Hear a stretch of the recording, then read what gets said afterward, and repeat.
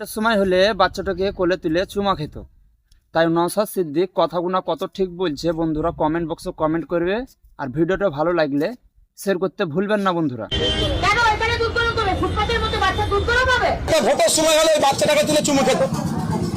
এটা পাবলিক কবে বুঝবে? ওই বাচ্চাটাকে আর বাচ্চার মাটাকে জড়িয়ে ধরে চুমু দিয়ে ছবি তুলতো। ভোট মিটে গেছে, ভোট পেয়ে গেছে, খোঁজ নিয়ে দেখুন ওই মাটা ওই অগ্নিমিত্রা পালের মহাশয়দের কে হয়তো ভোট দিয়েছে, প্রতিদান দিচ্ছে। ও রাস্তা দখল করে পার্টি অফিস চলবে।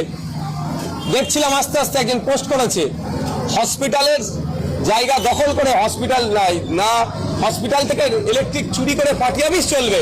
ভালো কথা। একজন গরিব মা একটু তার বাচ্চার জন্য দুধ গরম করতে রাতে অসুবিধা হয়ে যাচ্ছে।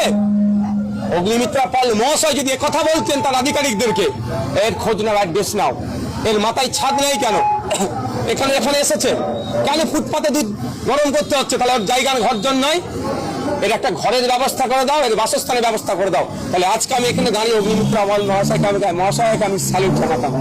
দুর্ভাগ্য গরিবের এরা নয়, এরা কর্পোরেটদের।